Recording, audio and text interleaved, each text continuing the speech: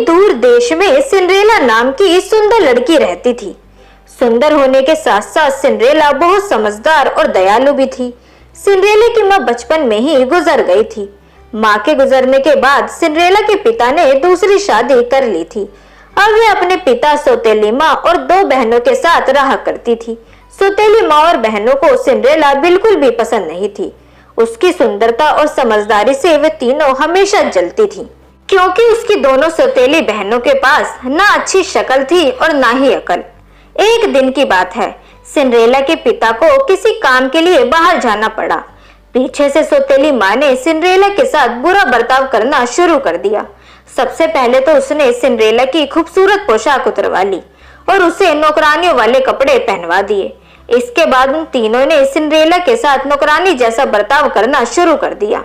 वे उससे खाना बनवाते, घर की सफाई करवाते, कपड़े बर्तन धुलवाते और घर के बाकी सारे काम करवाते। यहाँ तक कि उन तीनों ने सिंड्रेला का कमरा भी ले लिया और उस स्टोर रूम में रहने के लिए कह दिया।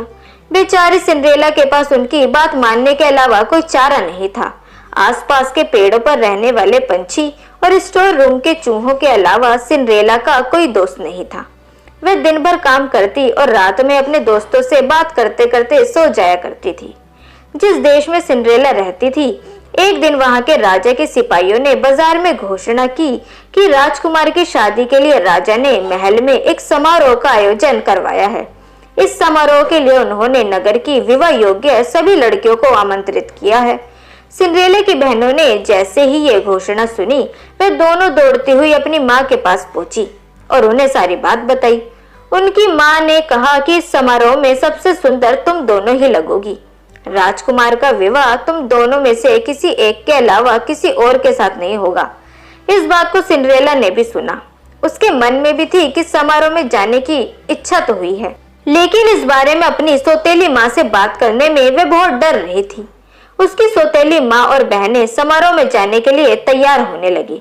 उन्होंने नए कपड़े सिलवा लिए, नए जूते भी खरीद लिए और वह रोज इस बात का अभ्यास करती कि जब वह राजकुमार से मिलेंगी तो क्या बात करेंगी और कैसे बात करेंगी। आखिरकार समारोह का दिन भी आ गया। दोनों बहनें समारोह में जाने के लिए बहुत उत्साहित थी। दोनों ने सुबह से ही समारोह में जाने की तैयारी शुरू कर दी थी। सिंड्रेला ने भी अपनी दोनों बहनों की मदद करी। अपनी बहनों को पूरी तरह तैयार करने के बाद सिंड्रेला ने बहुत हिम्मत जुटाई और अपनी सौतेली माँ से पूछा कि माँ, अब मैं भी विवाह योग्य हो गई हूँ, क्या मैं भी समारोह में जा सकती हूँ? ये सुनकर वे तीनों जोर जोर से हंसने लगी और कहा, राजकुमार को अपने लिए पत्नी चाहिए, नौकरानी नहीं। ये कहकर वो तीनों वहां से चली गईं। उनके जाने के बाद सिंड्रेला बहुत उदास हो गई और रोने लगी। तभी उसके सामने एक तेज रोशनी आई जिसमें से एक परी निकली।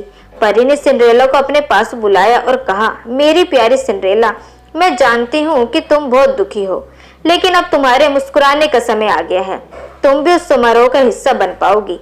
इसके लिए मुझे सिर्फ एक कद्दू और 5 चूहों की जरूरत है। सिंड्रेला कुछ समझ नहीं पाई, लेकिन फिर भी उसने बिल्कुल वैसा ही किया जैसा परी ने कहा। वह दौड़ती हुई किचन में गई, एक बड़ा सा कद्दू उठा लाई और उसके बाद स्टोर रूम में गई और अपने मित्र चूहों को ले आई।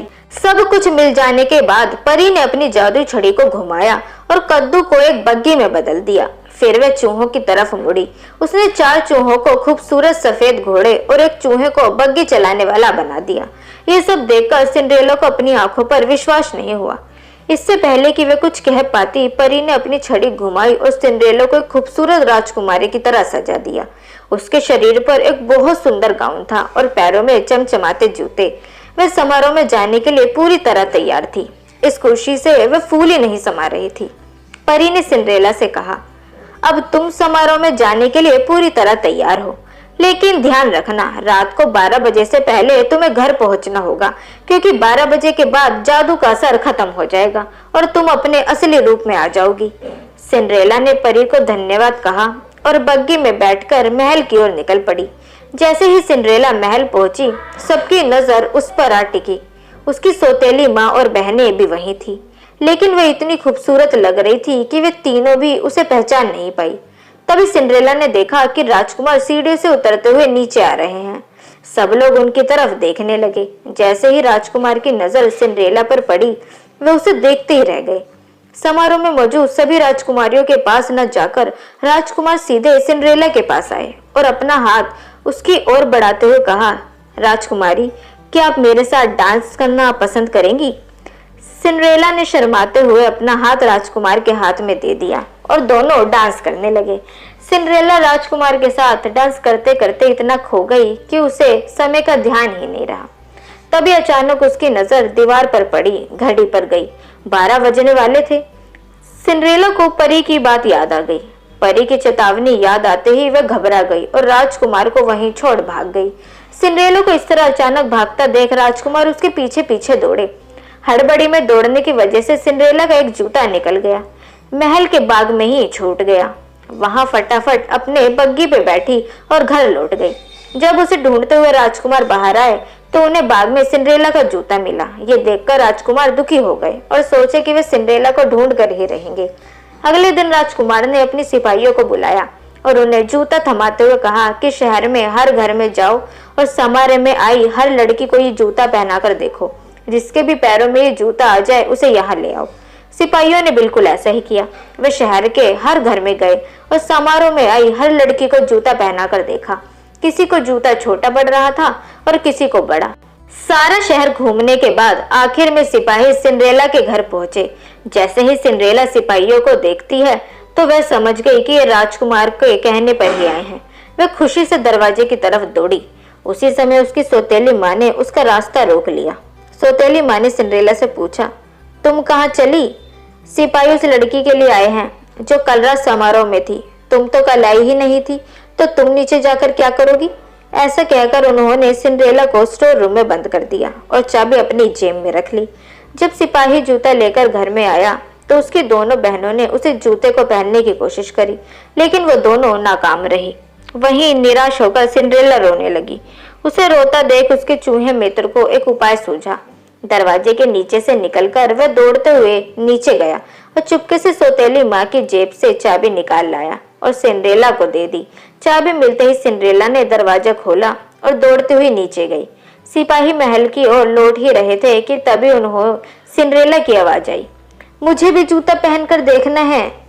ये सुनकर सौतेली माँ और बहनें हंसने लगी, लेकिन सिपाही ने सिंड्रेला को भी जूता पहनने का मौका दिया। जैसे उसने पैर जूते में डाला वह आसानी से उसके पैर में आ गया। ये देखकर सभी चौंक गए और सिपाही ने सिंड्रेला से पूछा, क्या ये जूता आपका है? इस पर सिंड्रेला ने हाँ में अपना सिर हिलाया। सिपाही सिंड्रेला को बग्गी में बिठाकर महल ले गए। यहाँ उसे देखकर राजकुमार बहुत खुश हुए। उन्होंने सिंड्रेला के सामने शादी का प्रस्ताव रखा, जिसे उसने प्रसन्नता से स्वीकार भी किया। राजकुमार सिंड्रेला की शादी हो गई और वो हमेशा खुशी खुशी उस महल में रहने लगी। तो दोस्तों, इस कहानी से हमें क्या सीख मिलती है? हमें बुरे वक्त में भी उम्मीद नहीं छोड़नी चाहिए।